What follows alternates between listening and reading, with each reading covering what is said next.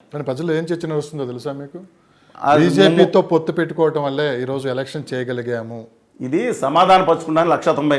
అంటే చేతకనాడు, మేము చేతకనాళ్ళం, ఎవరో స్టాలిన్ గారేమో పాపం సన్న పనికి మాలాడు, లేకపోతే మమతా బెనర్జీ గారు, ఎవరో నవీన్ కుమార్ పట్నాయక్ గారు 25 ఏళ్ళ నుంచి 20 ఏళ్ళ నుంచి ఎందుకున్నాడు చేతకనాడు, సిద్ధరామ పనికి మాలినాడు, లేకపోతే మాన్ గారు పనికి మాలినాడు, పినరాయి విజయన్ గారు పనికి మాలి అనుకుంటారండి. ఇది చెవిలో పూలు పెట్టుకున్న వాళ్ళని చెప్పమానండి. రాష్ట్రానికి నమ్మక ద్రోహం ఏమని చేసిన పార్టీ నిలబడి తీస్తే హీరోలుగా ఉండేవాడు మా తెలుగు జాతికి గొప్ప అసెట్గా కళ్యాణ్ బాబు గారు. దమ్ముండి తొడగొట్టి నిలబడితే ఆయన ఈ తెలుగు రాష్ట్రాల 13 కోట్ల మందిలో ఆయనకి ప్రజలకు సేవ చేయాలని మంచి తలం ఉందని నేను భావిస్తున్నాను ఉందని. అలాంటి వ్యక్తిని ఎవరో దిక్కుమాలి సలహాదారులు తయారు చేసి తీసుకెళ్ళి ఢిల్లీ పాఠశాల దగ్గర పడేశారని తీసుకెళ్ళి ఈ దుర్మార్గం జరిగింది. దమ్ముండి నేను అనలేదు కదా, ఆయన అన్నమాటే కదా. उत्तर बात మీకు కావాలంటే వీడియోలు వేసుకోండి. ఎన్ని విషయాలు देखो सुनो मेरा बात, अब हमारे साथ अन्याय किया, I am speaking in the पेर विसिडिटी. ఉత్తర భారతి అహంకారం నశించాలి. పాచిపోయి లడ్డూలు అన్న లడ్డూలు కాదండి, ఇంకా సర్వనాశనం చేశారండి 10 ఏళ్ళు 7 ఏళ్ళ నుంచి. మీరు అన్నిగా సర్వనాశనం ఆంధ్రప్రదేశ్ చేశారండి వాళ్ళు. ఇవాళ అమరావతికి జగన్మోహన్ రెడ్డి గారు మాట్లాడితే ఫోన్ చేసి అమిత్ షా అమరావతి బంద్ కారు అంటే 2 నిమిషాలు పనిచేసాడు ఆయన. బయటకు వచ్చి ఇక్కడ అమరావతి గురించి మాట్లాడి పోలవరం పార్టీ సర్వనాశనం చేసేటని చూశారు వాళ్ళు. మోసం, దగా, రిహాబిలేషన్ రీసెటిల్మెంట్లో దగా వెనుక దగా, నిరంతర దగా, రాష్ట్ర వ్యక్తి మీద తీసుకుని ఆ బాధ్యత మోయాలని చెప్తే ఎంతకన్నా దౌర్భాగ్య స్థితి దేశంలో ఎక్కడ ఉండదండి. అవమాన భారం ఉండదు. దారుణం ఇది నేను చెప్తున్నాను. గుజరాతీ పాదుషాలకే లేదా ఇంకా పెద్దవాళ్ళకే దండం పెట్టకుండా తిరగటం అనేది ఎవరు చేసినా సరే అది తప్పండి. ఏదో రోజు తప్పు తెలుసుకుంటారు ఎవరన్నా సరే. అంటే ఆ తప్పు ఇప్పుడే జరుగుతుందంటారు మీరు? ఖచ్చితంగా నేను చెప్తున్నాను. చంద్రబాబు నాయుడు గారు జరగలేదా? ఏదండి గతంలో ఎప్పుడు జరగలేదా? నేను చెప్తున్నా, చంద్రబాబు నాయుడు గారు వినయపూర్వకంగా డబుల్ ఇంజిన్ సర్కార్ అని శాలువాలు మోసుకుని ఢిల్లీ వెళ్ళి పాపం లడ్డూలు ఇచ్చి రెడీ ఉండిపోయింది. అప్పుడు ఆ తర్వాత జగన్మోహన్ రెడ్డి గారు ఇది మనకు బాగుండదని చెప్పి విగ్రహాలు మోసుకుని డామును పడిపోయారు వాళ్ళ కాళ్ళ మీద. చూశారు కదా ఏం చేశారండి. చంద్రబాబు నాయుడు గారు అంత వినయంగా డబుల్ ఇంజిన్ సర్కార్, ట్రిపుల్ ఇంజిన్ సర్కార్ రెడీగా ఉంటే దిక్కుమాలిన ఏదో నీళ్లు కలుషితం నీళ్ళు అంటండి అదిను ఆ మట్టి తీసుకొచ్చి మహానగొట్టి వెళ్ళిపోయారు. ఎంత అదంతా ఇప్పుడు అంటే ప్రజలు గమనించారు, ఓట్ల రూపంలో తీర్పు ఇవ్వబోతున్నారు. ఏమేమో కాదు గెలిచిందంతా ఏమండి, గెలిచిందంటే కిమ్ గెలిచాడండి ఏమని చెప్తున్నాను. గెలిచిందంతా న్యాయమే. ఇప్పుడు అదే న్యాయం. ఓటర్లు తీర్పు ఇచ్చిందంతా వాళ్లే సరి అని మీరు అనుకుంటే నేను చేయగలను లేదు. ఎప్పటికప్పుడు రాష్ట్ర ప్రజల హక్కుల కోసం, ఆత్మగౌరవం కోసం నిలబడితే ఖచ్చితంగా ప్రజలు ఇవాళ గుర్తించకపోయినా ఇవాళ ఆంధ్రప్రదేశ్ హక్కుల్ని ఢిల్లీ నడి బజార్లో తాకట్టు పెడతానికి మాత్రం ఒప్పుకోకూడదండి ఎవరన్నా సరే. దీనికోసం పెద్ద కలరింగ్ ఇచ్చేసి సో అది మనం మరొక సందర్భంలో మనం మాట్లాడుకుందాం. ఓకే, మీరు పాయింట్ రండి. ఇప్పుడు ఎవరెన్ని గెలుస్తున్నారో అడుగుతున్నారు. అక్కడిగా వస్తున్న ఫలితాలు మనం ఒకసారి విశ్లేషిస్తే శ్రీకాకుళం నుంచి మొదలు పెడతాం సార్. ఇప్పుడు పార్టీ చాలా టైం పడుతుంది. పార్టీ శ్రీకాకుళం, విజయనగరం, విశాఖపట్నం 34 సీట్లు కూటమికి మొత్తం ఉన్న 34 సీట్లు. కూటమికి 20 సీట్లు తక్కువ కాకుండా వస్తాయండి. 20, 22, 23, 20 రావచ్చు, 2 సీట్లు తగ్గవచ్చు. 20 సీట్లు పెట్టుకోండి minimum. Okay. East Godavari, west Godavari 34 సీట్లు, కనీసం 28 సీట్లు పెట్టుకోండి. 28 అవ్వచ్చు, 2 సీట్లు తగ్గవచ్చు. 25. కృష్ణా, గుంటూరు కనీసం 25 పెట్టుకోండి. 30 కూడా వెళ్ళొచ్చు. అది అంత ఆశ్చర్యకరంగా ఉండవచ్చు ఫలితాలు మీకు. 25 పెట్టుకోండి.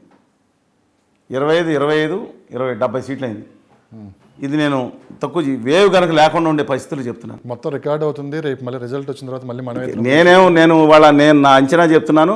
ఎగ్జిట్ పోల్స్ చెప్పట్లేదు. ఇంతకుముందు లాస్ట్ టైం రికార్డ్ అవుతుంది. మీరు రేవంత్ రెడ్డి ముఖ్యమంత్రి అవుతాడన్నారు, అయ్యారు. అంతకుముందు 140 సీట్లు అని చెప్పాను, రికార్డ్ అవుతుందన్నారు, అయిందన్నారు. కేసీఆర్ గారు ఓడిపోతున్నారని మీ అభిమాన హీరో జగడపాటి రాజగోపాల్ గారు చెప్పినప్పుడు అది తప్పని నమ్మొద్దని మీ సోషల్ మీడియాలో, టీవీలో పెట్టాను, సోషల్ మీడియా పెట్టాను.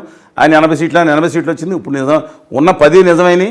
ఇప్పుడు నిజం అవుతుందా లేదా అనేది నేను తిరిగి వచ్చిన దాన్ని బట్టి చెప్తున్నా. ఫైనల్ రిజల్ట్స్ ఎగ్జిట్ పోల్ వస్తే దాని మీద నిర్ణయం తీసుకుంటాం. కృష్ణా, గుంటూరు అయిపోయింది. నెక్స్ట్ ప్రకాశం, నెల్లూరు 22 సీట్లు అండి. 22 సీట్లో 12 నుంచి వస్తే 14 పెరగవచ్చు, 10 రావచ్చు. మినిమం అయితే సరిసగం, లేదంటే తెలుగుదేశం పార్టీకి 14-15 స్థానాలు రావచ్చు. మినిమం 12 స్థానాలు వస్తాయండి. రాయలసీమ వచ్చేసి అంటే ఎన్నైనా 12 అంటే ఎన్నైనా 70, 12, 82 అయినాయి తక్కువలు. ఓకే అండి. రాయలసీమకు వద్దాం.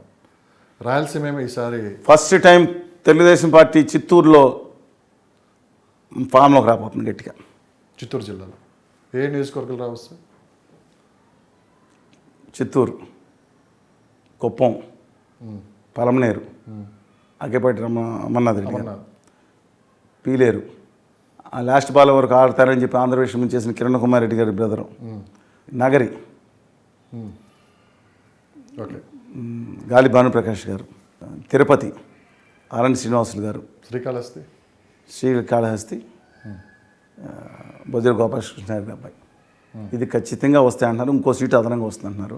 ఒక సీటు తగ్గొచ్చు. అంటే ఫస్ట్ టైము చిత్తూరు జిల్లాలో కూడా ఇన్ని సీట్లు నెగ్గటం అనేది ఇంకా మిగతా ఛాన్స్ రావచ్చు. బహుశా నేను అనుకుంటున్నాను ఇది ఎన్నికల ముందు పరిస్థితి లేదు, ఎన్నికల తర్వాత ఈ పరిస్థితి వచ్చింది. నేను అంచనా అండి, సర్వేలో ఎగ్జిట్ పోల్ చేయడానికి నేను ఎవరిని ఒక అంచనా ఉంచినగా. సో మిగతా కడప కాన్స్టిట్యూన్సీ వద్దులే కానీ కడప ఉన్న 10 సీట్లలో పొద్దుటూరు వరదరాజరెడ్డి గారి మీద పాజిటివ్ ఉందండి. యాక్చువల్గా మోడీ గారు రాకుండా ఉంటే ఇంకా బీభత్సంగా ఉండేది. మోడీ గారు వచ్చారు, మూడోసారి వస్తే నేను చెప్పాను కదండి, ఇంకా తగ్గిపోయాయి సీట్లు కూటమికి. కడప, పొద్దుటూరు, మైదుకూరులో గట్టిగా రెడ్డప్ప గారి మాధవరెడ్డి గారు ఇచ్చిన పోటీ బీభత్సంగా ఇచ్చారండి. న్యారో ముస్లిం మైనారిటీస్లో 5% వేసిన ఆవిడ నెగ్గేసే అవకాశం కనపడుతుంది. చాలా టఫ్ ఫైట్ ఇచ్చారు. బట్ 2%, 3% వైకాపా, ఎందుకంటే కాంగ్రెస్ పార్టీ అభ్యర్థి ఆపుచేయాలి అనుకుంటారు వారి పేరు, వారు దాదాపు 6 to 7% ఓట్లు చేసేటట్టు కనపడుతున్నారు. షర్మిల గారి పార్లమెంట్లో మాత్రం మోర్ దాన్ 16% ఆ కాన్స్టిట్యూట్ బయట కానీ ఎక్కువ ఓట్లు వచ్చేది కనపడుతున్నాయి. ఇదిను ఆ 3 సీట్లు 4 సీట్లు అయితే గట్టి పోటీ ఉందండి. కర్నూలు ఎన్ని సీట్లు వస్తాయి సార్? ఇదండి కర్నూలు. ఇది అంటే 1 to 3 మ్యాక్సిమం అని నా అంచనా. కడప ఒకటి వచ్చినా మీరు ఆశ్చర్యపడరు. అనంతపురం, కర్నూలు అయితే మళ్ళీ 4-5 సీట్లో ఉంటుంది తెలుసు. శ్రీశైలం, బనగానపల్లి, కర్నూలు, ఎమ్మిగనూరు, ఆలగడ్డ. ఈ 5 సీట్లు 4 సీట్లు రావచ్చు, 5 సీట్లు 1 సీటు అటు ఇటు రావచ్చండి. మిగతా 10 సీట్లు అత్యధిక స్థానాలు, 10 సీట్లు 9 సీట్లు 8 సీట్లు వైఎస్ఆర్ కాంగ్రెస్ పార్టీ అత్యధిక స్థానాలు వచ్చే జిల్లా కర్నూలు అవుతుంది. అనంతపురంలో మడకశిర, అంటే వైఎస్ఆర్ కాంగ్రెస్ పార్టీకి అనుకూలంగా ఉంది మడకశిర. మిగతా అలాగే ధర్మవరం ఒకటి. నాకు సీట్లు చెప్పండి. సరే, ఉన్న 8 సీట్లలో ఖచ్చితంగా తెలుగుదేశం పార్టీ 7 నుంచి 8 సీట్లు నెగ్గుతాయి. 2 సీట్లు టఫ్ ఉంటుందండి. 4 సీట్లు వైఎస్ఆర్ కాంగ్రెస్ పార్టీ. కానీ బయట జరుగుతున్న ప్రచారానికి మీరు చెప్పేదానికి రాయలసీమలో అస్సలు మ్యాచ్ అవ్వట్లేదు. ఏంటంటే బయట జరిగిన ప్రచారం ఏంటి? ఈసారి వైఎస్ఆర్సీపీ రాయలసీమలోనే అత్యధిక సీట్లు రాబోతున్నాయి. నేనేం చెప్పాను కూడా, కానీ మీరు ఎక్కువ 50-50 లాగా చెప్పారు. 50 కాదు, ఖచ్చితంగా చెప్తున్నాను నేను. ఇక్కడ 7 సీట్లు, అక్కడ 7 సీట్లు 14, ఇక్కడ 1 లేదా 2 15, కర్నూలులో 4 సీట్లు 17, 18, 19 సీట్లు రావచ్చు. 35 స్థానాలు, 30 నుంచి 35 స్థానాలు, 30 to 35 వైఎస్ఆర్ కాంగ్రెస్ పార్టీ రాయలసీమలో. అది పీక్స్ వస్తే పార్టీ కూడా వెళ్ళచ్చు, తక్కువైతే 1 సీట్ తక్కువ, 30 నుంచి 30 స్థానాలు వస్తాయండి. ఇంత కాన్ఫిడెంట్గా ఉన్నారు. బయట కూడా కొంతమంది 75% పీపుల్ కూటమి వస్తుందన్నారు. చంద్రబాబు నాయుడు గారు మౌనం ఏంటి, బయటికి వచ్చి చెప్పలేకపోవడం ఏంటి అనే ఒక ప్రశ్న మొదలవుతుంది. ఈ మౌనం దేనికి సంకేతం? నాకు ఆయన సంకేతాలు విశ్లేషించగలిగే ఇది నాకు లేదండి. ఆయన సిగ్నల్స్ని డీకోడ్ చేయాల్సింది వేరే వాళ్ళు చేయాలి తప్పితే ఆయన సిగ్నల్స్ ఏంటి, జగన్మోహన్ రెడ్డి గారు 150 సిగ్నల్స్ అంటే ఆయన కారణం ఆయన సమాధానం చెప్తాను అనుకుని ఉంటారు. ఆయన మౌనం ఐ డోంట్ థింక్. కానీ ఇది కూడా బయట చర్చ నడుస్తుంది. నడవనండి, దానికి నేను రెస్పాన్సిబుల్. కానీ ఆయన మౌనం కాదు, మిగతా వాళ్ళు చెప్తున్నారు కదా నెగ్గుతున్నామని, విజయం సాధిస్తాను మొత్తం వాళ్ళందరూ మొత్తం పార్టీ అంతా చెప్తున్నారు. 150 స్థానాలు గ్యారంటీ, 140 స్థానాలు గ్యారంటీ చెప్తున్నారు ప్రజల్లో. కానీ ఒకటే చెప్పానండి, నాకున్న దాని ప్రకారం ఒక్కటి చిన్న చెప్తాను కదా, చిన్న అన్ని అవకాశాలు ఆ మహిళలు రూరల్ కాన్స్టిట్యున్సీలో మూకుమ్మడికి 50% కదా వేయటం, 60% ఓట్లు పైన కనుక పడితే ఆ రూరల్ కాన్స్టిట్యున్సీస్లో, అర్బన్ కాన్స్టిట్యున్సీలో 10-15 సీట్లు వస్తాయని జగన్మోహన్ రెడ్డి గారు తెలియదు. రూరల్ కాన్స్టిట్యున్సీలో 120 సీట్లు పైన ఉన్నాయండి. ఆ సీట్లలో ఆయన 70-80 సీట్లు గెలుచుకోగలిగితే అప్పుడు ఆయన ఈ విల్ విన్ ఫీల్డ్. అదర్వైజ్ ఆయన గట్టి పోటీ ఇవ్వటం కూడా కొన్ని చోట్ల కష్టం. ఫైనల్గా ఈసారి ఓటర్ మీద ప్రధానంగా ప్రభావం చూపిన అంశాలు ఏంటంటే మీరు చెప్పారు, అమరావతి ఒకటి, ల్యాండ్ టైటిలింగ్ యాక్ట్ కాదు. ఫస్ట్ ఓటర్ల మీద ప్రభావం చూపించింది జగన్మోహన్ రెడ్డి గారు వ్యతిరేకంగా 10-15 అంశాలు ఉన్నాయి, అనుకూలంగా కేవలం 2 ఉన్నాయి. వ్యతిరేకంగా ఉంది ఇవాళ మొత్తం ఎంప్లాయీస్ 80% ఎంప్లాయీస్ వ్యతిరేకంగా ఉన్నారు.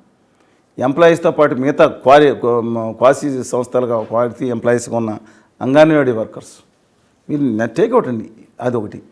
మూడోది అక్కడున్న ఎంపీటీసీలు, జెడ్పీటీసీలు, సర్పంచ్లు ఇంక్లూడింగ్ 70% ఆఫ్ వైఎస్ఆర్సీపీ సర్పంచ్లు. అడగండి, మా పవర్స్ ఏదైనా నిధులు లేవని చాలామంది బయట వాళ్ళందరూ వ్యతిరేకం చేస్తున్నారు. భవన నిర్మాణ కార్మికులు ఇక్కడ అనేక వర్గాలు. అది కాకుండా మీరు కనుక ఇది చూసుకుంటే ఏది రాజధాని మీరు చెప్పిన అమరావతి ఆ తర్వాత చంద్రబాబు నాయుడు గారిని అరెస్ట్ చేసిన అంత పెద్ద మనిషిని ఒక వేధించిన తీరు, అరెస్ట్ చేయడం కాకుండా వేధించిన తీరు, ఎన్నో సమ్ పాయింట్స్. రాష్ట్రంలో ఏకపక్షంగా కక్షాదింపు చర్యలు జరుగుతున్నాయని, అభివృద్ధి లేదని, బటన్ ఒక్కడు ఒకటే ఉంది కానీ అభివృద్ధి లేదని, ఇలాంటి సంఘటనలో 1-2 కానీ చాలా సంఘటనలు ఉన్నాయి. కళ్యాణ్ గారు వీళ్ళందరినీ ఈయన ఏకం చేసినట్టు ఓట్ ట్రాన్స్ఫర్ కూడా ఆయనకు వ్యతిరేకం. ఎందుకంటే except few constituencies Telugu Desam Janasena మధ్యన ఓట్ ట్రాన్స్ఫర్ దాదాపు 80% వచ్చిన సమాజం చెప్పడం 80% అనుకూలంగా ఉండే అవకాశం వస్తుందని చెప్తున్నాను. ఇలాంటి కారణాలు 15 కారణాలు వారికి వ్యతిరేకంగా ఉంటే, పైగా కేంద్ర ప్రభుత్వం ఆఖరిలో అధికారులను మార్చడం, వన్ సైడ్ చూసి, that's also one of the point. That's not main reason కాదండి.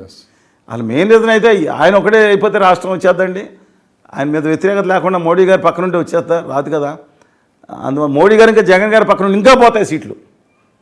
తెలుగుదేశం పార్టీ అవుట్ రైట్గా రూపాయి ఖర్చు పెట్టి బ్రహ్మాండంగా వచ్చేది. అది సమాధానం పరుచుకొని అధినేత ఏం తప్పు చేసింది దాన్ని కవర్ చేయడానికి 500 మంది ఉంటారండి. ఇటు జగన్మోహన్ రెడ్డి గారి పక్షాన ఉంటారు, వాళ్ళు ఉంటారు. ఈ కక్షాదింపు, అమరావతి మహిళల మీద చేసిన కక్షాదింపు మామూలు కక్షాదింపు అండి.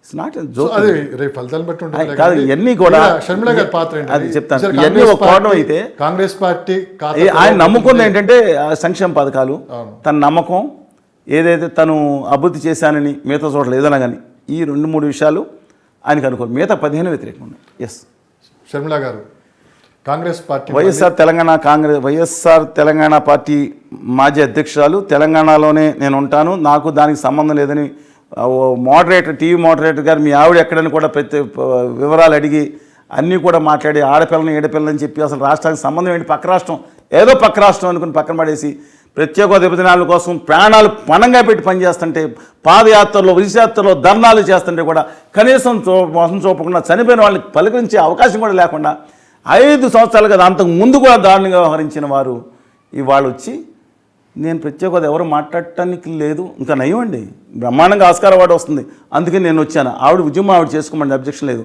హోదా ఉద్యమాన్ని కానీ నేనే వచ్చాను, నేనే పుట్టిన తర్వాతనే పదజాలం ఎవరిని కలుపుకొని ఏకతత్వం నేను చెప్తున్నాను. ఈ విషయంలో రాజశేఖర రెడ్డి గారి ఆస్తుల పంపకం కోసం ఆవిడ చెప్పారు, నాకు సాక్షుల వాట ఉంది, దానికోసం ఉద్యమం చేసుకోమనండి, బాధలేదు, ఇంకా ఏం కావాలో ఉద్యమం చేసుకోమండి. అల్లి గారు వచ్చేది అత్యంత సంపన్నురాలు ఆవిడ, మామూలు రాష్ట్రంలో సామాన్య వ్యక్తులు కాదు, అత్యంత సంపన్నురాలు వారికి అత్యధిక ఆవిడ మతం గురించి కూడా వచ్చానని చెప్పి ఆ పార్టీలో చేరని రాశారు. ఆవిడ ఇష్టం, ఐఎమ్ నాట్ డెనింగ్ దట్. కానీ మిగతా విషయాలు ఎవరో చేయలేదు, నేనే వచ్చానని మాట మానుకుంటే మంచిది అని నా అభిప్రాయం. సార్, కాంగ్రెస్ పార్టీని మళ్ళీ బతికించిపోతున్నారు ఆంధ్రప్రదేశ్. ఆవిడ బతికించిపోతున్నప్పుడు బీజేపీ కోటకి మద్దతు పలకలేదు, ఇండైరెక్ట్ గా ఒక సీట్ వచ్చే అవకాశం ఉందని చెప్పి నడుస్తుంది. ఏంటండి, ఒక సీట్ వస్తుంది కాంగ్రెస్కి. ఎక్కడ, ఏ సీట్ అది? అసెంబ్లీ సీటా?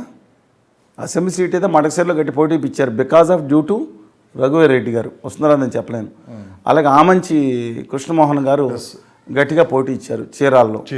అది వాళ్ళ సొంత బలం అండి. అది ఎవరి మీద ఆధారపడి, శాటిలైట్ల మీద ఆధారపడి బతికేవాళ్ళు కాదు. వాళ్ళు శాటిలైట్ మీద ఆధారపడి లేకపోతే ఇంకోళ్ళ మీద ఆధారపడి వాళ్ళు సొంతంగా నిలబడ్డారు.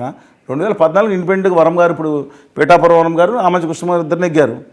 సరే, దట్ ఈస్ డిఫరెంట్ ఇష్యూ. నా అభిప్రాయం ప్రకారం నిజంగా మిగతా వాళ్ళు చెప్పిన ప్రకారం కాంగ్రెస్ పార్టీలో 175 మంది అభ్యర్థులు 2 మంది ₹1 కానీ మిగతా సాధనా సంపత్తి కానీ మిగతా అన్నీ కానీ సాయం చేయని మొత్తం రాష్ట్రాంతా వదిలేసి 15-20 రోజులు కేవలం కడపలోనే ఉండే ఒకే ఒక పార్టీ అధ్యక్షుడు, ఏ పార్టీ అన్నా చూసారు, కనీసం చెప్పిన శ్రీనివాసరావు గారు, చంద్రబాబు నాయుడు గారు, ఏ పార్టీ రాష్ట్రంలో వచ్చిన తర్వాత ఆ పార్టీ అధినేత మొత్తం రాష్ట్రాన్ని వదిలేసి తన కాన్స్టిట్యున్సీలో దాదాపు 2-3 వారాలు ఉన్నారండి. కనీసం వాళ్ళకు సాయం చేశారా లేదని మీరు 175 మంది కాన్స్టిట్యున్సీని పిలవండి. వారి కాన్స్టిట్యున్సీలో ఎమ్మెల్యేలకే సరిగ్గా చూసుకోకపోతే అందులో వామపక్ష పోరాట యోధులు ప్రాణాన్ని పణంగా పెట్టి రాష్ట్రం కోసం పోరాడిన రైతు సంఘం నేతలు ఉంటే మాలాంటి వాళ్ళు అండగా ఉండాలి తలుచుకున్నాం. కానీ చెప్తున్నాను, ఆవిడేమన్నారు తెలియదు నాకు. లక్ష్మీనరసింహనాథ్ గారు ఆమె నంద్యాల నుంచి పోటీ చేస్తే ఆఖరికి ఆయన కూడా సాయం జరిగిందా ఎవరు చెప్పమంటారండి ఇదంతా. అందువల్ల నా ఉద్దేశం ప్రకారం మిగతా వాళ్ళు చెప్పింది నౌఫారిటిస్టు వారు ఎన్డీఏ కూటమి ఇండైరెక్ట్గా కూడా సాయం చేశారని చెప్తున్నారు. I don't know the facts, but నేను విన్నది మీకు చెప్పాను. వారు కాంగ్రెస్ పార్టీ నేత, with due respects to I respect her for her fighting spirit in Telangana. Revanth Reddy గారిని ఆవిడ మాట్లాడిన ఒక్కొక్కటి అలా చండా గారి మాటలతో, అలాగే శంకర కాంగ్రెస్ నేతల్ని అద్భుతంగా మాట్లాడారండి. ఆవిడ నిలబడి పోరాడిన ఆవిడ, అంత స్ఫూర్తి, అంత శక్తి గొప్ప ఆవిడ. దాంట్లో అధికార పక్షం అధికారంలో రాబోతున్నాం, విశాఖపట్నంలో 9వ తేదీ ఘనంగా ప్రమాణ స్వీకారం చేయబోతున్నారు. ప్రతిపక్షంలో ఉన్న చంద్రబాబు నాయుడు గారు మేము అధికారంలో రాబోతున్నాం, అమరావతిలో ప్రమాణ స్వీకారం చేయబోతున్నాం అంటున్నారు. మీరు మీకున్న సమాచారం ప్రకారం గ్రౌండ్ లెవెల్లో ఈసారి ఎవరు ఎక్కడ ప్రమాణ స్వీకారం చేయబోతున్నారు? ఈ ఇద్దట్లో అమరావతి నెగ్గిద్దే, వైజాగ్ నెగ్గిద్దే? 99%, నాట్ 50-60%, 99% కూటమి అధికారంలో వచ్చిందని కనపడుతుంది. ప్రమాణ స్వీకారం ఎక్కడ చేస్తారు? 4 రీజన్స్ చెప్పండి సార్. 4 రీజన్స్ కూటమి అధికారంలోకి వస్తుంది. ఈ 4 పాయింట్లే కూటమిని అధికారంలో ఇక్కడ ఇవాళ చర్చ జరిగింది. 4 పాయింట్లే కావాలి. జగన్మోహన్ రెడ్డి గారు ఉండాలా లేదా అనే దాని మీద ఎన్నికలు జరిగింది. ముఖ్యమైన ఒక మెయిన్ పాయింట్. సరే పక్కన ఒకటి, రాష్ట్రంలో ప్రజలు చూసుకుందే తమ రేట్లు ధనం వచ్చినా తమ రేట్లు పెరిగిపోయినాయి. కరెంటు బిల్లులు 4 సార్లు భయంకరంగా పెరిగిపోయినాయి. ఆయిల్ రేట్లు పెరిగిపోయినాయి. గ్యాస్ బండ కారణం ఎవరైనా చూడరు కదండి. కేంద్రం పెంచింది, మోసం చేసింది, సర్వనాశనం చేసిన రాష్ట్రాన్ని నరేంద్ర మోడీ గారు అంటే కాదు. అందుకని నేను సాపి చెప్తున్నా, మోసం చేసినా చెప్పకపోతే ఎలాగండి? ఇవాళ ఆఖరికి ఫస్ట్ అండ్ ఫార్మోస్ట్ ప్రజలు తమ సొంతానికి ఏం నష్టం జరిగిందో చూసుకుంటారు. అందువలన ఇది ఇచ్చినా సరే ఫస్ట్ అనేది ధర వరలు పెరిగిపోయినాయి, తినేదట్లు లేదు. అందుకని తినేదట్లు లేదని చెప్పి అది ఫస్ట్ ప్రాతిపదిక అండి. రెండో ప్రాతిపదిక యువత అండి. డిఎస్సి జాబ్ షెడ్యూల్ లేదు. 45 లక్షల మంది పైన కొత్త ఓటర్లు గత 5 సంవత్సరాల్లో ఓటర్లు మార్పించుకొని కొత్త ఓటర్లు జాయిన్ అయ్యారు. 3,69,00,000, 4,13,00,000 మంది. 3,60,00,000 అనుకుంటే ఇప్పుడు 4,13,00,000 దాదాపు సబ్జెక్టులు మోర్ దాన్ 40 lakhs వాళ్ళు కొత్తగా నమోదైనప్పుడు వాళ్ళల్లో ఆస్పిరేషన్స్ వాళ్ళందరూ వ్యతిరేకంగా ఎక్కువ మంది ఓటు వేయడానికి అవకాశం ఉంది. దాంతోపాటు నెంబర్ ఆఫ్ సెక్షన్స్, వివిధమైన సెక్షన్స్, ఏది ప్రభుత్వ ఉద్యోగులు, భవన నిర్మాణ కార్మికులు అందరూ ఏదో ఇసుక దాని మీద దెబ్బతిన్న వాళ్ళు, తర్వాత అందరితో పాటు ముందు కొట్టేవాళ్ళు కూడా. మీకు ఆశ్చర్యం అనిపిస్తుంది, మీకు ఇంపార్టెంట్ అనుకోవచ్చు. నేను గ్రౌండ్ సెక్టర్లో చెప్తున్నాను. ముందు కొట్టే బ్యాచ్ ప్రతి వాళ్ళు ఒక అసంతృప్తికి రీజన్ ఎవరంటే రాష్ట్ర ప్రభుత్వం ఉంది. 2 పాయింట్లు వచ్చాయి. మూడోది ఓటర్ వీళ్ళ జనసేన తెలుగుదేశం జాయింట్ వల్ల ఓట్ ట్రాన్స్ఫర్ అయిందండి. ఓట్ ట్రాన్స్ఫర్ కూడా రెచ్చగొడతానికి భయంకరంగా ప్రయత్నించారు. ఎందుకు మీకు ధైర్యం లేదా? ఇది ఏమీ చెల్లించలేదు ఇద్దరు కూడా. వాళ్ళు ఇద్దరు బలంగా నిలబడటం వల్ల ఇది ఒక ప్లస్ పాయింట్. బలంగా కాదు, ఇంకా బ్రహ్మాండంగా కూడా తీసుకెళ్ళి ఆ మోడీ గారి దగ్గర చేతిలో పెట్టారు, అది మైనస్ పాయింట్ అంతే తప్ప. ఓట్ ట్రాన్స్ఫర్ జరిగిందండి. ప్రజల్లో ఏమవుతుందంటే ఒక నిర్ణయానికి అంటే రాష్ట్రం అనేది అభివృద్ధి పదంలో ఉండలేదు, ఉద్యోగాలు రావట్లేదు. అపార్ట్ ఫ్రమ్ దట్ వీళ్ళు చేసిన ప్రచారం -% లాస్ట్ పథకంలో లాస్ట్ చెప్పాను 4 సార్లు అదే. ల్యాండ్ టైటిలింగ్ యాక్టు ఫైనల్ అంటారు కదా, ఫైనల్. ఇప్పుడు చెట్లు అందరూ కొట్టేసి వెళ్ళిపోతారు, ఆఖరి వచ్చి ఒక దెబ్బ వేస్తే టైపిలం పడుతుంది అనమాట. అబ్బో సూపర్ హీరో అంటారు. అలాగా ఆ సూపర్ హీరో అలాగా మేనిఫెస్టో, తెలుగుదేశం పార్టీ మేనిఫెస్టో అంతటి హామీలు ప్లస్ ల్యాండ్ టైటిలింగ్ యాక్టు, లాస్ట్లో జరిగిన ఈ ప్రచారం ఇవన్నీ కూడా అనుకూలంగా మారుతున్నాయి. అనుకూలంగా ఉంది. ఆయనకు అనుకూలంగా ఒకటి, నేను ప్రజలకు న్యాయం చేశాను, ఆత్మగౌరవంతో వాళ్ళకి ఇంటింటికి ఇచ్చాను. 99% హామీలు నెరవేర్చాను. సరే 90 కాదులేండి, ఒక ఖచ్చితంగా నా వల్ల లబ్ధి చేకూరిందంటే ఒకటి లేకపోతే నాకు ఓటేద్ది అన్నారు ఆయన. మద్య నిషేధం ఒకటి, సిపిఎస్ ఒకటి, ఇంకోటి తప్ప మిగతా సంక్షేమ పథకాలు కొంచెం అటు ఇటు అయినా చేసిన మాట వాస్తవం అండి. నచ్చిన వాళ్ళు నచ్చుతుంది నేను చెప్పింది అర్థం చేయదు అంతే కదండి. మీకేమైనా డౌట్ ఉంటే చెప్పండి, నేను చెప్పిన తప్పు అయితే. అలాంటి ఆ నేపథ్యంలో అదే ఆయన నమ్ముకున్నాను. ఆయన ఒక్కడే నమ్ముకుంది ఏంటంటే ప్రజల మీద నేను విశ్వాసించాను. ఆయన ఒక్కడే కూర్చున్నాను. కానీ అంతా ప్యాలెస్లో కూర్చుని ప్రజలకు కలవపోవటం అహం అండి. నేను 5వ పాయింట్ అంటున్నాను. అహం అనేది కేసీఆర్ గారు పాలన, ఆ దళిత బంధు, తర్వాత 2 bedroom హౌసెస్లో ఫెయిల్ అయ్యారు. అంటే 5% నుంచి మిగతా అందరూ యాంటీ అయ్యారు. అహంకారం, కాళేశ్వరం తప్ప మిగతా అడ్మినిస్ట్రేషన్ కానీ, మిగతా లా అండ్ ఆర్డర్ కానీ, లేకపోతే సాఫ్ట్వేర్ ఎక్స్పోర్ట్స్ కేసీఆర్ గారు ఉన్న సమాచారం ప్రకారం ఆంధ్రప్రదేశ్లో మళ్ళీ జగనే రాబోతారని ఆయన సంగతి వదిలిపెట్టలేదు. ఇంతకుముందు 2014 కూడా చెప్పారండి. ఆయన ఏమన్నా జ్యోతిష్ శాస్త్రవేత్త కాదు, కానీ జ్యోతిషాన్ని మేము పక్కన పెట్టండి. ముందర ఆయన సంగతి చూసుకోవడం మంచిది. ఆ 1 సీటు కూడా వచ్చేటట్లేదంటే 1-2 వస్తాయి పార్లమెంట్లో. అందుకని ఆయన సంగతి ఆయన చూసుకోమని కానీ ఆంధ్రప్రదేశ్ కామెంట్ చేశారు. కానీ ఇక్కడ మాత్రం చెప్తున్నా, ఈ అహం చూశారు ఎవరిని కలవడం, ఒక మంత్రులను కూడా కలవడం, అది తెలంగాణ సమాజం అసహ్యించదు, ఆంధ్రప్రదేశ్లో సమాజం కూడా ఆలోచిస్తుంది. అది ఫీక్లో ఉంటుంది. అది ఎందుకు మంత్రులను కలవని తత్వం ఏంటి ఇది అనేది. ఆయన ప్యాలెస్గా పరిమితం అంటే ఆయన ఏమనుకుంటాను, నేను అట్ను కొట్టాను ఎవరింటికి కలప. నిజంగానే అవినీతి మిగతా చోట్ల ఎక్కడో దీంట్లో భయంకరమైన కనపడుతుంది కానివ్వండి, డైరెక్ట్గా వెళ్ళిపోతున్నాయి నిధులు. సరే చెప్తున్నా, పాజిటివ్ ప్లస్ మైనస్ ఉంటాయి. ఆయన లోపల కూర్చుని ఆయన కూర్చుంటున్నారు. అందువలన ఆ అహం అనేది ప్రజలు ప్రజల్లో ఉండకపోతేనండి, అంటే ప్రజల్లో ఉండాలంటే ఖచ్చితంగా ప్రజల్లో కనీసం కనపడాలి. తన తోటి ఎమ్మెల్యేలకి అపాయింట్మెంట్ ధర్మదర్శనం ఏదో ఉంటుంది కదండి, ప్రత్యేక దర్శనం కాకుండా ధర్మదర్శనంతో అందరూ పాటిస్తే కాదు. ఇవన్నీ కారణాలు ఒకవేళ ఓడిపోతే ఆయన ఓటమికి కారణం అవుతాయి. 10 సంవత్సరాల నుంచి విభజన హామీల కోసం ఆంధ్రప్రదేశ్ రావాల్సిన నిధుల గురించి కావచ్చు, వీరు తిరగని ప్రాంతం లేదో, చేయని పోరాటం లేదు. శ్రీశ్రీ చెప్పినట్టు నడుస్తుంది నడుస్తుంది నడుస్తుంది నడుస్తూనే ఉంది.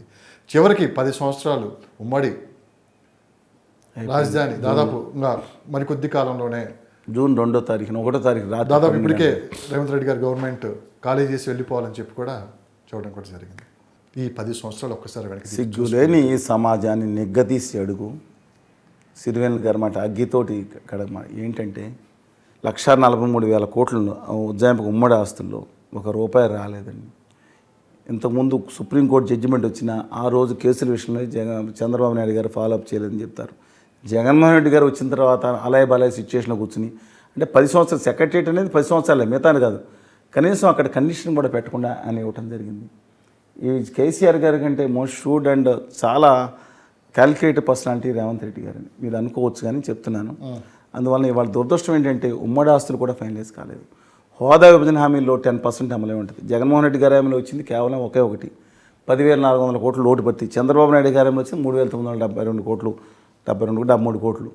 మిగతా కొన్ని ఇన్స్టిట్యూట్స్ కానీ ఇంత కాలేదు. బాధ తప్పితో నేను చెప్తున్నాను. తెలంగాణ మూమెంట్ ఏదైతే ఉందో ఆ తెలంగాణ మూమెంట్ అనేది పోయిందన్నారు. 2 ఎంపీలు 2009లో కేసీఆర్ గారు ఇటేమో ఎవరు విజయశాంతి గారు, ఇద్దరు మొహం కూడా చూసుకోకుండా 2 టీఆర్ఎస్ సభ్యులు ఇద్దరే ఉండేది పార్లమెంట్లో. తెలంగాణ రాష్ట్రమే తెచ్చుకున్నారు. వాళ్ళ భావితరాల భవిష్యత్తు ముఖ్యమైన ఇండస్ట్రీలు కానీ చాలా అత్యవసరం. 2019 తర్వాత మేము గట్టిగా ఉద్యమించాం, అంతకు ముందు కంటే గట్టిగా ఉద్యమించాం. మీ మేజర్ మీడియా ఎక్సెప్ట్ బారింగ్ 90% చూపించలేదు మా ఉద్యమాన్ని. మనం ఢిల్లీ నుంచి గల్లీ వరకు ఎంత కేంద్ర మంత్రి తిరిగాం, సమరయాత్రలు చేసాం, ఇచ్చేపని హిందూపురం చైతన్యయాత్రలు చేసాం, ఇచ్చేపని హిందూపురం వరకు 26 జిల్లాల్లో ధర్నాలు పెట్టాం, రాష్ట్రం అంతా తిరిగాం, ప్రాణం పెట్టి పనిచేసాం, ఎంతో కొంత రాష్ట్రానికి లాభం చేసాం. ఇంతకుముందు మనం కూడా చెప్తే మా వల్ల రాష్ట్రానికి లాభం జరిగింది. ఆ రోజు కానీ ఈ రోజు కానీ మేము నష్టపోయి ఉండొచ్చు అన్ని విధాలుగా. కానీ వాళ్ళని దయచేసి అందరూ విజ్ఞప్తి చేస్తున్నాను, విష్ణుమూర్తిని తీసుకొచ్చి కూర్చోబెట్టినా కాదని, ప్రత్యేక హోదాలో దాంట్లో వచ్చే రాయితీలు ఇన్సెంటివ్స్ కనుక మనకు వస్తేనే బాగుపడింది. ఏదో తూతు మంత్రంగా ఆ జార్ఖండ్లో ఇచ్చినట్టు ఇక్కడ ఇచ్చినట్టు కార్ల కర్మకారం లేదా ఇంకోటి కర్మ ఇచ్చాం. అది కూడా చంద్రబాబు నాయుడు గారు అన్నీ ఆంధ్రప్రదేశ్కి రావాల్సినవి అక్కర్లేదని చెప్పి చాలా కష్టపడి తీసుకొచ్చింది ఒక కర్మాగారం. ఇవాళ ఇన్ఫోసిస్ తీసుకొచ్చాను, లేకపోతే ఇంకో 10 తీసుకొచ్చానని ఆదాన్ డేటా సెంటర్ అని జగన్మోహన్ రెడ్డి గారు చెప్తున్నారు. లాస్ట్ పెద్దది ఏది కాదండి, పోర్ట్స్ ఒకటి కడుతున్నారు. నేను నామ్ డినైయింగ్ దట్ సిడిసిఐ ఎలక్ట్రికల్స్. నాకు అర్థం కాంది, సిడిసిఐ ఎలక్ట్రికల్స్ని అప్పుడు తిట్టారు, ఇప్పుడు ఆ డబ్బులు ఏమో తెలుగుదేశం పార్టీకి వైకాపాకి ఇద్దరు కూడా ఇచ్చారని ఇద్దరు సైలెంట్ అయిపోయారు. దయచేసి ప్రజలారా ఆలోచించుకోండి. ఎవరన్నా సరే తమ హక్కులకి ఆత్మగౌరవానికి నిలబడి వాళ్ళ ఒక్కసారి ఆలోచన పిడికిలు బిగించాలండి. ఇవాళ ఆత్మగౌరవాన్ని ఢిల్లీ పాఠశాల దగ్గర తాగట పెట్టి కనీసం స్టీల్ ప్యాంట్ మిగతాది కూడా అడగకుండా ఉండే దౌర్భాగ్య స్థితికి రాష్ట్రాన్ని తీసుకెళ్ళి వచ్చేస్తుందని కాదు. దయచేసి నిలబడండి, భావితరాలు బాగుపడతాయి. 90% కొత్తగా వచ్చిన యువత బయటికి వలసలు వెళ్ళిపోయే పరిస్థితి ఉంటే ఏం చెప్పాలి లక్ష్మీనారాయణ గారు? ఒక్కటి చెప్తాను మీకు ఈ విషయం. 2014లో చంద్రబాబు నాయుడు గారు అధికారం స్వీకరించిన జూన్ 8వ తారీఖున ఆంధ్రప్రదేశ్లో బేసిక్ సాఫ్ట్వేర్ ఎక్స్పోర్ట్స్ 1,200 కోట్ల రూపాయల లోపు ఉన్నాయి. అపార్ట్ ఫ్రమ్ బీపీఓలు అంటే తీసేయండి. 2019 మే 30వ తారీఖున ఆయన దిగిపోయే నాటికి బేసిక్ సాఫ్ట్వేర్ ఎక్స్పోర్ట్స్ 1,200 కోట్ల లోపే ఉన్నాయంట. పురంధేశ్వరి గారు లేఖిస్తే కేంద్ర ప్రభుత్వం ఇచ్చింది. నేను సాధించేస్తాను యువనేత ఆయనే, నేను ఇల్లు సైబరాబాద్ కంటే నిజంగానే ఆయన రాష్ట్రానికి, ఆయన తెలంగాణ రాష్ట్రంలో ఇప్పుడున్న సైబరాబాద్ కానీ మిగతానికి ఆయన ఉపయోగపడ్డారు చంద్రబాబు నాయుడు. కానీ రాష్ట్రం వచ్చిన తర్వాత అంటే ఆ సాఫ్ట్వేర్ కావాలి 3 ఏళ్ళని 5 ఏళ్ళు ఉన్నారు కదా ఆయన. జగన్మోహన్ రెడ్డి గారు వచ్చిన తర్వాత ఈయన సాధించిన గొప్పది ఘనత ఏం లేదు, 2,000 కోట్లు అంట. నవ్వుతారండి. పక్కన తెలంగాణలో 3 లక్షల కోట్లు చేరుకుంటుంది, పక్కనున్న తమిళనాడులో 3.5 లక్షల కోట్లు, పక్కన కర్ణాటక 4 లక్షల కోట్ల సాఫ్ట్వేర్, ఆఖరికి అటవీ రాష్ట్రాన్ని ఏడం చేసే ఒరిస్సాలో 2.5 రెట్లు ఎక్కువ ఉంది, ఉత్తరాఖండ్లో పెరిగింది. నా పిల్లలు మన రాష్ట్రాల్లో ఉన్న విద్యార్థులు వీళ్ళందరూ 90% బయటకు వెళ్ళి వలసలకు వెళ్ళిపోవాల్సిన పరిస్థితి వస్తే వీళ్ళ గురించి మాట్లాడుతున్నారు. హోదా విభజన హామీల గురించి మాట్లాడకుండా పక్కన పెట్టేసారు. పాచిపళ్ళు ఎట్టున్నారు, ఎత్తి మీదకి కూర్చున్నారు. ఏం చేయమంటారు? రేపు పొద్దున వీళ్ళందరూ వచ్చేస్తే అభివృద్ధి అయిపోయింది 2 పేపర్లు 4 మంది రాసేస్తే అయిపోతుందా? పోరాడాలి, ఖచ్చితంగా పోరాడతాం. 10 మంది ఉన్నా సరే పోరాడతాం. 2019 తర్వాత టీవీలు మేజర్ మీడియాలు 99% వేయలేదు మేము చేసిన ఉద్యమాన్ని. ఏం తప్పు చేసాము? 3 పార్టీల మేజర్ ఛానల్స్ ఒకరిద్దరిని చూపించారు ధన్యవాదాలు చెప్తే ఏం తప్పు చేశాం మేము? ఎవరైనా బూతుమాట తిట్టామండి? అనుచితంగా మాట్లాడిన గవర్నీలు చంద్రబాబు నాయుడు గారిని కానీ, జగన్మోహన్ రెడ్డి గారిని కానీ, కళ్యాణ్ బాబు గారిని కానీ, లేదా ఇంకెవరన్నా మేము అన్నామా? తమ హక్కుల కోసం మమ్మల్ని ఎందుకు బ్యాన్ చేస్తారు? What is this? చూద్దాం, కాలమే నిర్ణయిస్తుంది. Thank you sir, thank you. ధన్యవాదాలు.